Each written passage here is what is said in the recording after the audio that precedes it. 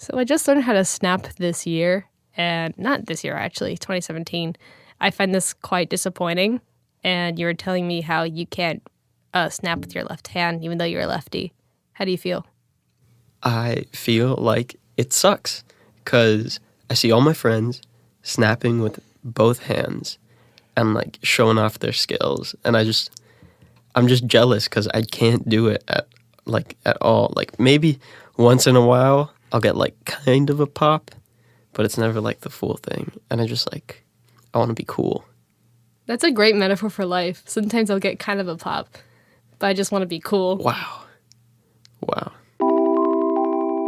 Hi, welcome back to Young and Terrified, episode 9. I, as always, am your humble host, Kati Somayan, and today, my great guest is Richie. Hi, Richie. Hi, nice to meet you. I mean, I'm not meeting you, but yeah, what's up? So, question I ask everyone on the podcast. You're not special. It's just hurt from the get-go. Wow. How have your past 24 hours been? Pretty not the best. I guess it was over 24 hours ago, but I'll talk about it anyways. Yesterday, on my way to school, I got in a small crash, and oh my God. Yeah, I was turning left, and it was completely my fault. I didn't see a car there, or like I assumed it was going faster, but I hit the side of it. Everyone's okay. But I was so scared. I felt so sorry. I rolled down my window. I'm like, I don't speak Spanish. I should, but I don't speak Spanish. And the lady was like, "Hi, what are you doing?" Blah, blah, blah, blah, blah. And I'm like, "Oh, I'm sorry." I was so scared. And I kept on saying sorry. And there was a cop right there. And he pulled us to the side and we were talking about it. But this was right before school, and I was already I was like later than I usually am. So like I was kind of in a rush. I guess that contributed, but I was just freaking out, and the lady was so mad at me, and I was just like, I felt so bad. But whatever. I mean, everything's, it's okay. I haven't told anyone, but I guess whatever, they'll find out eventually. They know now. Yeah. Oh my, like how? I mean, that's a really great excuse to be late. Oh, I mean, I made it on time. I mean, school starts at like 7:40, and it was like 6:40. I just try and get there earlier to get parking, but yeah, I was so scared, and for the rest of the day, I couldn't like focus on school because I just kept on thinking about what happened, and I'm like, oh man, what if I hit someone else? But I didn't, and it was like completely fine, and there was no one else there. So it was like a small tap, or was this like? There was a sizable dent in their car door, but it was only in their door, and it wasn't a super nice car. And my car isn't a super nice car, but luckily we have a family friend who owns a workshop, a mechanical shop, whatever they're called, and we have connections with him, and he'll offer his services and for like a discounted price. But yeah, that's my first accident, and I almost went a perfect year without any type of accident. Well, that sounds eventful. Yeah. Oh, I mean, that was just the start of the day. Oh, there's more. Actually, not much else happened. I went through the rest of the day. There was like barely any kids in school, so like none of my teachers made me do anything. And after school, I went to my friend's house to help him build a guitar, and I came home and did nothing. And that was yesterday. The building guitar process, how does that work? So on eBay, you can find like these kits where they have the pre-shaped body, and like they have the electronics and stuff inside of like the case, but none of it's like together. So the neck and the body of the guitar are separate, and it's not painted. So he, like a few months ago, helped me build my bass, which was like, it's basically the same thing. And now I'm helping him build like a Telecaster body. And we just like cut out the headstock because the headstock wasn't shaped. It was just like a brick. But I mean, yeah, that's all we could do. Well, that seems pretty cool, and we're going to get on to the rest of the episode right now. So let's go. So I wanted to ask you about music, but more importantly, about a band you got me into, and I think you've got a lot of people into. This band is Rex Orange County. They are great. Yes. Who are they? Rex Orange County is this 19-year-old kid from the UK. His name is Alex. I don't know his last name, but he's young. He's 19, but his music is just amazing. Like, the lyrics are actually, like, not stupid. Like, no offense. Yeah. I mean, I don't want to, like, sound mean to any other type of music, but his lyrics aren't dumb. Lil Pump? I'm not pointing any fingers. I don't want Lil Pump fans to hate me, I don't listen to any of his stuff personally, so I can't hate on it. But I like his chord progressions specifically. That's like one thing I really like about him. And he has this song called Sunflower, which is probably his best song. It's so good. It's amazing, and it just gets me so happy, and it's such a happy song. And that's the song that like first got me into him, because like a group of friends played it for me like while I was in their car, and I was just like, hey, what is this? And it's like amazing. And they told me about it, and I literally told every single person, and I really respect him. Yeah, like whoever knows me knows that I like Rex Orange County. Yeah, honestly, you got me to listen to them with Sunflower, but what really got me into them is Apricot Princess, which I feel is it feels like 3 songs in one. Just specifically this one bit that almost sounds kind of like bossa nova, so kind of like Brazilian jazz sounds. Mm-hmm. It's so nice. It's such a nice, grandiose song, and just a strong way to start an LP. And I want to also mention, he's 19. I didn't know this. He's 19. Yeah. That's insane. Yeah, there was some, like, I think it's just like a new wave of artists coming out, like, that are all super young. There's this girl that got popular off YouTube. Her name is Kaleido, I think is how you pronounce it, but it's Clairo. And she made this song called Pretty Girl, where it's like just filmed off a webcam, and she got super popular off that, and she's super young. There's also this kid named Steve Lacy. He's also 19, and he produces for Kendrick Lamar, he produces for a bunch of rappers. Whoa, and wow. But something interesting about him is how he records his music, because he records everything. Like he obviously producing with a bunch of famous rappers, he knows like some great studios, but he will go into the studios and not use any of their equipment. He'll just plug in an iRig, which is something that you could plug your guitar into your phone, and he uses GarageBand. That's crazy. He made the song called Dark Red, which I really like, and I recommend it. And that's Steve Lacy, or is that Rex Orange County? No, this is Steve Lacy. Okay. Rex Orange County, I believe, like has been using actual studios, Yeah, I know that I think he made a collaboration with, I believe, Tyler, the Creator. Tyler, the Creator is really interesting. I don't know about his collaboration. I personally don't listen to him, but I think he's really interested in other types of music. He's hilarious. Like, I've seen, videos of him just doing stuff, and I think Tyler's super funny, but I saw a Mac DeMarco interview, and Mac DeMarco, another great artist. I just got into Mac DeMarco this week, and I fell in love. Yeah, Mac DeMarco is amazing.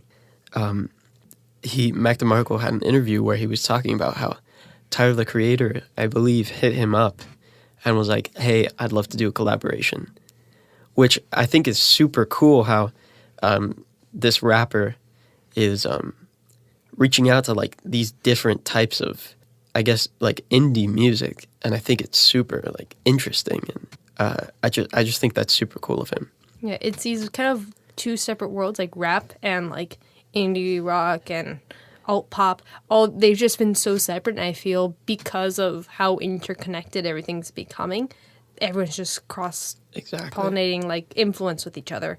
So nothing. We're all making a uniform genre, which I feel is a Yeah. great thing, but also a very strange thing for people who are very genre specific. They're like, oh, I only listen to this, and like, no, you listen to everything now. Yeah. Yeah. You could kind of see that in Rex Orange County's music too, because he has an indie style, but he also has rap roots. So, like, he has a song Uno that's basically a rap, but it's just like over piano. It's not like, the typical trap beats with 808 drums. It's like it's a combination, and you see it in just a bunch of his music, just like this rap mix with like indie alternative. Yeah, so I want to ask you now, is like how we were talking earlier. Mac DeMarco is someone who I've got into Yes. this week. Oh my god. Like, I know there's a certain type of person associated with Mac DeMarco fans. They look like literal hobos, hipster, white trash, but it's like good in a way. And explain to me like how you started listening to Mac DeMarco.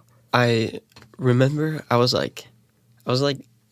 It was super late at night, like probably 5 a.m, and I was just on my laptop looking at a bunch of edits of movies that are like edited to music, and there was a bunch of ones like I don't even remember them, but one that stood out was like this French movie I've never seen with Mac DeMarco's My Kind of Woman playing over it. I love this song so much. And I really liked the video, and I just kept watching it because I liked the video, but then I started liking the song, and I just kept thinking of it in my head.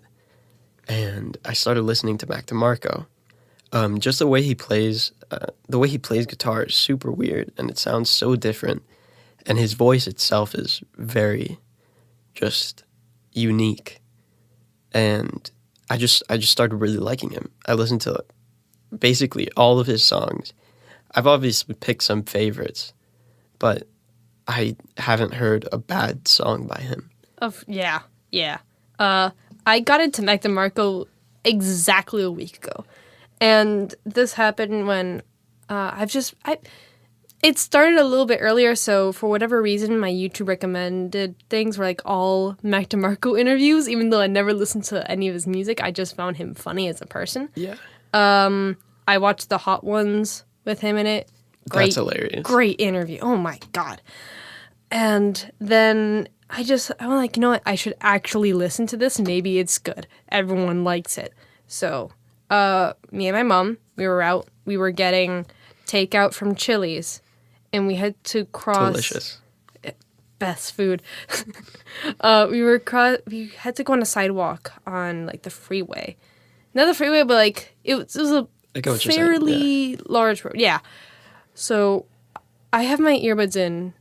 I'm playing this song, and it feels like this really euphoric feeling. Like it feels like nostalgic, but I've never heard this song before. Mm-hmm. And like it just elicited something very strange that I have not felt from music in a very long time. Yeah, it's just, there's something about his music that, actually, another interesting thing, I think all of these artists that I'm bringing up are just, always have one unique thing about them. Mm-hmm. And Mac DeMarco records everything on tape.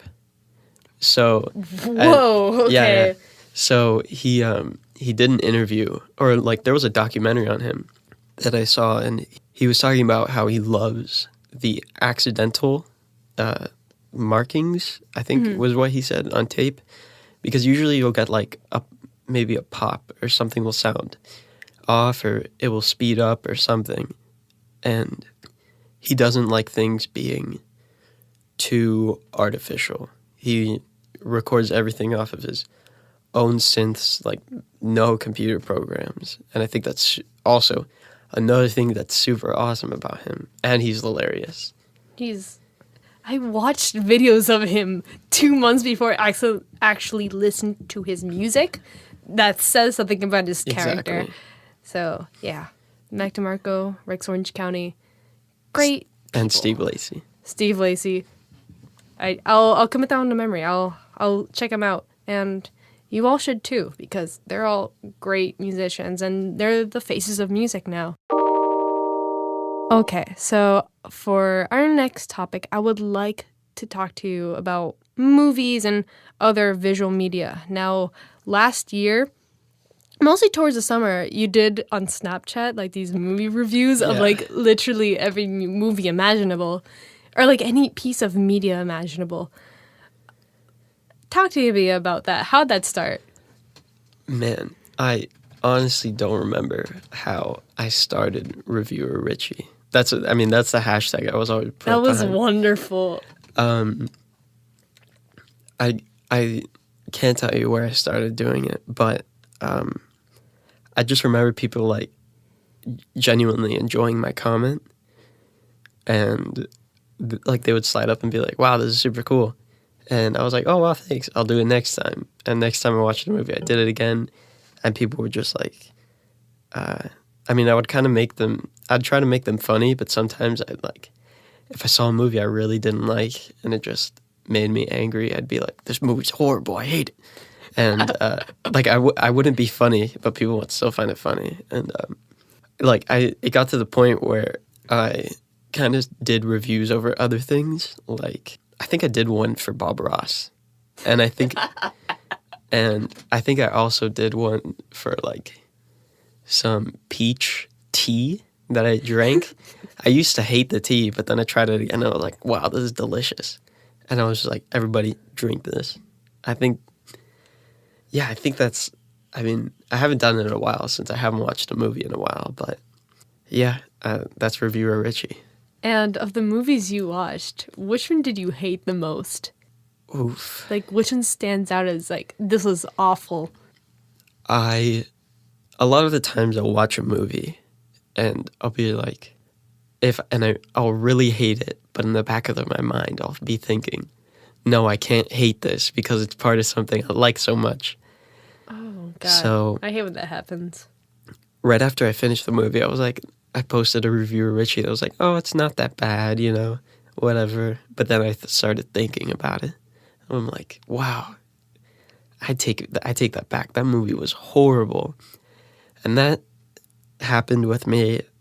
I'll just give the most recent one because I can't think of a specific movie I hate a lot. But the movie Kingsman 2. Okay. I have a lot of feelings about this movie. I really loved Kingsman 1, Kingsman: The Secret Service. I thought it was amazing and not super original, but they put a twist on Bond films and other spy films, and I just thought it was amazing and it was creative. And then Kingsman: The Golden Circle. I was not super hyped. I was like, I got to put my expectations low because sequels are usually bad. And then I think that's what convinced me, like, oh yeah, it is good, because it did exceed my expectations. But I walked in there thinking it was going to be horrible. Okay, yeah. So I watched it, I was like, oh, okay. But then I started thinking about how bad the CGI was and how It was not good. it was horrible, and how, the story and just like there were like references to it. It was very political, I felt. I felt Yeah. like the first one was kind of political in the sense like about eugenics, which is like neutralizing everybody who's basically not perfect, who's not rich and beautiful and smart. And that was a topic, but that was a topic in like the 1800s. Yeah, and Now- also Nazism, but Yeah. besides that, But now we're talking about drugs, which is still a topic today. And I feel it's definitely okay to have movies that mention topics that are important. But I felt like this was too there was something about it, that was just, it just put me off. Yeah, you it know? was too on the nose, and I feel that like that it was being edgy for the sake of being edgy. That's what Exactly. I felt, because the last movie did edgy really well. It had the humor was witty, like it was everything was on point, And the everything action was amazing. oh my god, the action, just the church scene in the first Exactly. movie. That has to be one of the best action scenes. Yeah, that fight coordinator is one of my favorite people in Hollywood today. Just great. It's like the first movie was so great, and it was you and a couple other people who told me to watch Kingsman. That was like 8th grade. Yeah, it was that was 8th like grade. eighth grade. Is basically for me, Kingsman and Panic at the Disco. Oh yeah, same here actually. That's that's what reminds me of 8th grade. But then like going into Kingsman, Golden Circle, I'm in this all 8th grade mood. I'm like, oh my god, it feels like like Lil Nostalgic, even though it's like only a few years, but still. Yeah, I mean, I was 14. It's like, oh, I'm 14 again. It's like I'm gonna watch this movie and it's gonna be great, and it's gonna be great CGI and great humor and great action, and that's not what I got. Yeah, you'd think like with all the money they made from the first one, they would like have at least decent, you know, like action. Because honestly, the editing is also something that I was just so angry about. Just how they cut together the fights, and it was just so off and so just uncomfortable. It felt super fake, and just that's a movie that I'm not happy about. So, what movies are you happy about to bring down your blood pressure? Okay. Because I feel mad. I feel heated now. Let's see. There's a movie by Wes Anderson called Moonrise Kingdom. I've been meaning to watch it. That movie is great. It kind of makes me uncomfortable because it's like a love story between like 12-year-olds. Yeah. But the way it sets up everything, and the shots are beautiful, the colors are beautiful, the acting, though it's like not perfectly realistic, it fits the style of his movies. It's Wes Anderson. Like, Wes Anderson acting just isn't realistic. But it fits. Yeah. And it was so well done. And the characters are great. And it's just, I love that movie. I love that movie. Yeah. I haven't seen that one, but I've seen other Wes Anderson movies like Grand Budapest Hotel, which I really like that movie. Like, I know people who are like, oh, it's okay. No.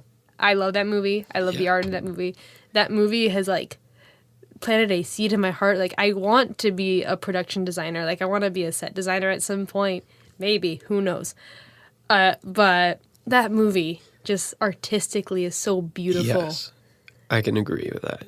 For sure. Because all the same thing with Moonrise Kingdom. The colors are beautiful. The acting is a little better in Grand Budapest Hotel. And the design of like everything is great, but personally I like Moonrise Kingdom more. Maybe it was because I watched Moonrise Kingdom first, but I think the story is better in Moonrise Kingdom. And I guess the story of Grand Budapest Hotel was kind of not all over the place, but it felt hard to be something that I could relate to. Whereas Moonrise Kingdom, it's like a love story. Yeah. It's basically Romeo and Juliet, because one side doesn't want them to be together or whatever. But I think that personally, Moonrise Kingdom is a better movie. Just how the story's set up. Now, are there any movies or any just visual medium stuff that not enough people know about and have to watch like right now? I think first off, one thing I love watching is nature documentaries. Really? Yeah, I think the well-shot ones are beautiful. I love nature. Another movie I like is Into the Wild. That's basically all about nature. But another thing I like is on YouTube, what I watch like 90% of the time is just art videos. I watch a man called Peter Draws. He's a man with a very deep voice. You know, he talks like this, and he's hilarious. He's super funny and weird, but his art is just, he just gets a pen. You know, he'll do different mediums, but most of the time he'll just get a pen and paper and just start drawing, like nothing specific, but just make lines. And I don't want to say they're like mandalas. That's what they're called, right? Yeah, the ones with the little Yeah, shapes, they're not just like circles, but he kind of makes them turn into creatures, and he just does so many things with just with just a pen, and it's just so beautiful. And there's like a series that he does with glow in the dark ink. Oh, that's really cool. Where he just like turns off the lights and, you know, just draws with that. And it's just it's so satisfying to watch. And it could go back to like Bob Ross, because he also has poofy hair and a nice voice, and he just talks about stuff. And he's very poetic, like, because sometimes he'll write something, and it's just beautiful stuff. So like pen and paper drawings is something I like, and watercolor. So, like, do you think that's something, like, people should be, like, watching more, like, as kind of like a relaxation thing, or just, like, in general, that's just what you watch and no one else does it? I personally don't know anyone who just watches him. I know one other guy who's, like, really into art and a way better artist than I am, but Peter Draws is, you know, you don't have to really be into art to watch him, because he's just a character. Like, he talks weird, and he makes like weird skits that don't make sense. Like, but it just fits like this personality that he's created, and it's really nice and satisfying to watch. Well, I really got to check that out. That seems amazing and very relaxing. But right now, we're going to have a little break for housekeeping, and we'll be back with the rest of this show. Awesome. Hey, it's your humble host, once again, back at you. It's Kati Solmayan, and I'm here with some housekeeping. So first, I'd like to thank everyone who's been listening thus far, whether this is your 9th episode, or your 1st episode, or your 3rd. Thanks. It really means a lot that you're enjoying what you're listening. And if you really enjoy what you're listening to on iTunes, you can subscribe and get notifications for when this thing comes out. And you can rate, which really, really helps me as far as searching and all that stuff, and also self-esteem. You can subscribe on YouTube, which also can give you notifications if you press the bell. Yes, we're playing that YouTube game. You can like this video, which is a podcast video, whatever. You might have YouTube Red. Lucky you. There's Twitter. On Twitter, you can follow us at young_terrified, where I talk about episodes and I retweet relevant things. So go follow us on that. And for this week, a special little thing that I haven't mentioned before, but it's always been in the description, is my Snapchat. So go in the description. It's Kati S-O-M-E. So Kati S-O-M-E on Snapchat. Go follow me there. It's fun. It's a fun place. So that's it for this week with housekeeping. Thanks to everyone listening. Thanks to Richie for being an amazing guest. And we'll be back at you with that thing right now.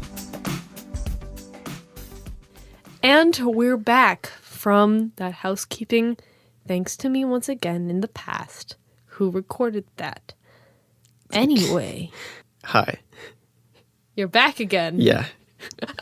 So. Nice to meet you. Anyway, so I have a hypothetical question for you. Yes. And that question is, if you could either collaborate or be mentored by anybody in the entire world, living or dead, who would it be?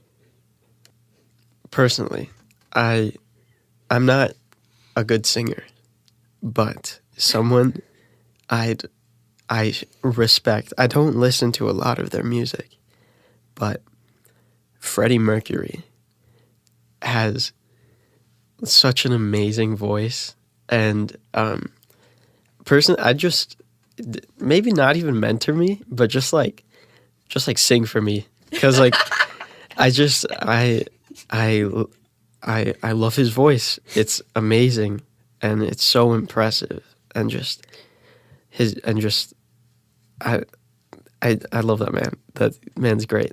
I don't know if you're aware of a certain musical, very small musical called Phantom of the Opera, Oh but yes, he your angel of music?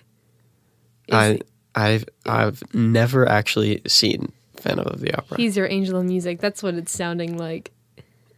Personally, that man is a king, for sure, or I guess queen.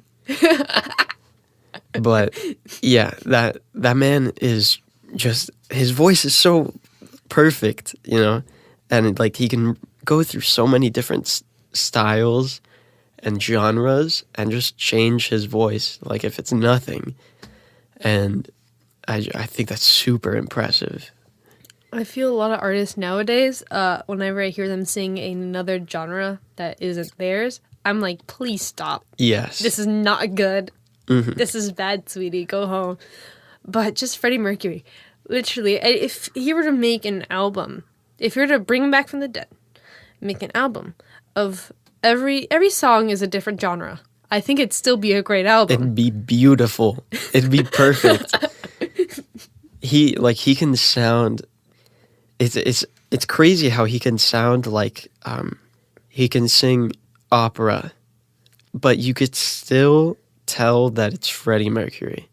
And he could sing like hard rock, but you'd still be like, oh, that's Freddie Mercury, right? Like he has a voice that's so different and can go everywhere, but still be the same in a sense.